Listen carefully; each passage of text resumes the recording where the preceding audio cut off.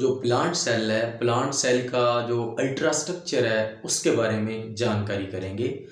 Ultra structure एक ऐसा structure होता है जो कि इलेक्ट्रॉन माइक्रोस्कोप से हासिल किया जाता है। उस स्ट्रक्चर को अल्ट्रा स्ट्रक्चर कहते हैं। अगर हम सेल की बात करें तो सेल जो है ना वो बेसिक यूनिट है लिविंग ऑर्गेनिज्म का। Cell is the structural and the functional unit of living organism of life. मुख्तलिफ किस्म के सेल्स होते हैं, वो सेल्स मिलकर एक जानदार की बॉडी को ऑर्गेनाइज करते हैं, जानदार के जिस्म को बनाते हैं। इससे पहले हमने एनिमल सेल के बारे में जानकारी करी थी। आज हम लोग देखेंगे ये जो प्लांट सेल है, प्लांट सेल का जो अल्ट्रा स्ट्रक्चर है। अल्ट्रा स्ट्रक्चर मतलब इलेक्ट्रॉन माइक्रोस्कोप से जो हासिल किया गया है। देखें जरा, ये बेसिक है, सेल बायोलॉजी हमारी चल रही है। इसके बाद इंशाल्लाह हम लोग इसकी बड़ी डिटेल देखेंगे, जितनी भी ऑर्गेनेलिज मौजूद है। प्लांट सेल में देखें, ये जो रेड कलर की बैरूनी दीवार है, इस दीवार को सेल वॉल कहते हैं। ये मैंने लेबल करी है, ये जी सेल वॉल है, ठीक है, ये सेल वॉल है। और इसके अंदर ये जो आपको ब्लैक कलर की नजर आ रही है, this is called the plasma membrane, और इसको हम लोग सेल सरफेस मेम्ब्रेन भी कहते हैं। अगर आप बुक्स पढ़ रहे हैं देखेंगे तो वहां पे इन्होंने सेल सरफेस मेम्ब्रेन भी लिखा हुआ है, इसका नाम प्लाज्मा मेम्ब्रेन भी है। उसके बाद देखें जरा, ये जो सेल का फर्श है सारे का सारा, ये जो आपको व्हाइट कलर का नजर आ रहा है, ठीक है, ये फर्श जहां पे ऑर्गेनेलीज मौजूद है, जहां पे तमाम की तमाम ऑर्गेनेलीज मौजूद हैं, उसको साइटोप्लाज्म का नाम देते हैं, जैसे हमने एनिमल सेल में बात करी थी। उसके बाद यहाँ पे देखें जरा, ये जो है ना सैक लाइक स्ट्रक्चर्स मौजूद हैं, इनको गोल्जी अपरेटस कहते हैं, गोल्जी अपरेटस का नाम देते हैं। और उसके बाद देखें, ये दरमियान में जो है ना बड़ा एक सर्कल मैंने दायरा लगाया हुआ, इसको वैक्यूल कहते हैं। प्लांट सेल की जो बड़ी खूबी है वो ये है कि प्लांट सेल में दरमियान में एक वैक्यूल मौजूद होता है, और इस वैक्यूल के अंदर जो मवाद होता है उसको सैप का नाम देते हैं। और इसमें वाटर भी होता है, और उसमें salt, inorganic salt, waste material, तमाम का तमाम जो मवाद होता है इसमें उसको सेल सैप का नाम देते हैं। और ये जो वैक्यूल की दीवार है, ये जो रेड कलर ये आपको नजर आ रही है, ये जो वैक्यूल की दीवार है, इस दीवार को वैक्यूल की दीवार को टोनोप्लास्ट का नाम देते हैं।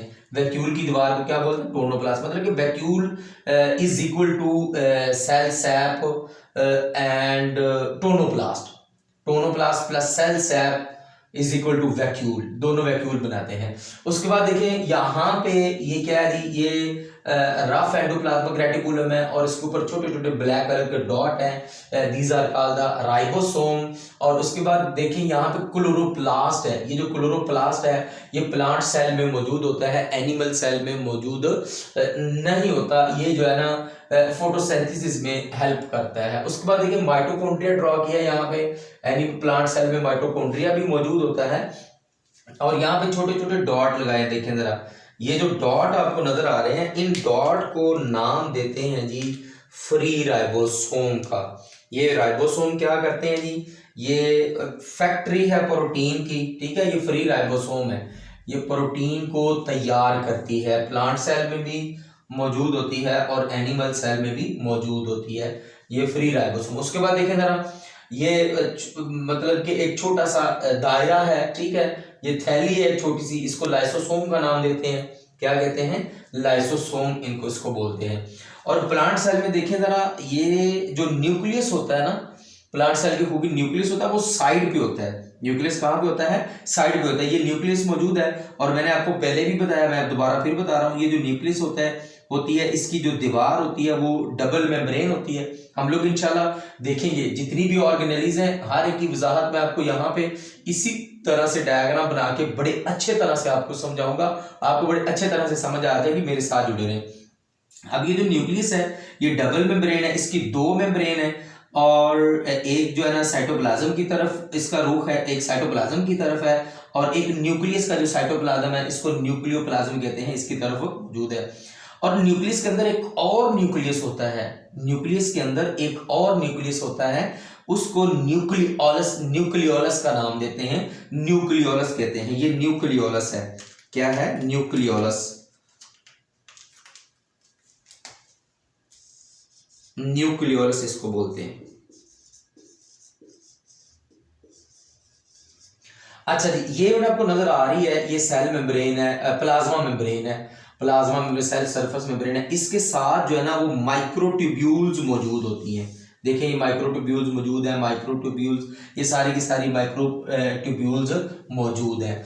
और उसके बाद ये देखिए यहाँ पे स्मूथ एंडोप्लाज्मिक रेटिकुलम है। स्मूथ एंडोप्लाज्मिक रेटिकुलम के ऊपर जी राइबोसोम नहीं होते, ठीक है, ये राइबोसोम के बगैर होता है। मैंने आपको तमाम के तमाम स्ट्रक्चर जो है ना थोड़ा सा आप बता दी, ओवरव्यू कर दी है। ये बायोलॉजी को समझने के लिए मैं आपको एक वाज़ह तौर पर बात बता दूं।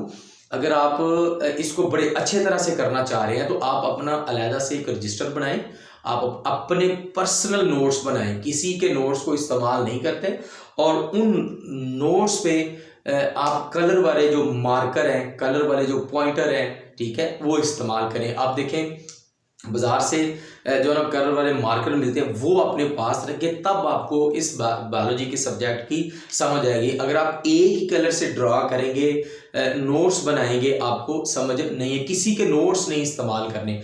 और ये जो सेल बायोलॉजी, बल्कि मैं सेल बायोलॉजी के अलावा बायोलॉजी पूरी की पूरी ओवरऑल, अगर मैं प्लांट्स की बात करूं, अगर मैं एनिमल किंगडम की बात करूं, वर्सेस की डायग्राम की बात करूं, देखें ये मैंने कलर यूज किया है तो आपको इसकी बड़े अच्छे तरह से समझ आ रही है और मुझे समझाने में भी आसानी हो रही है।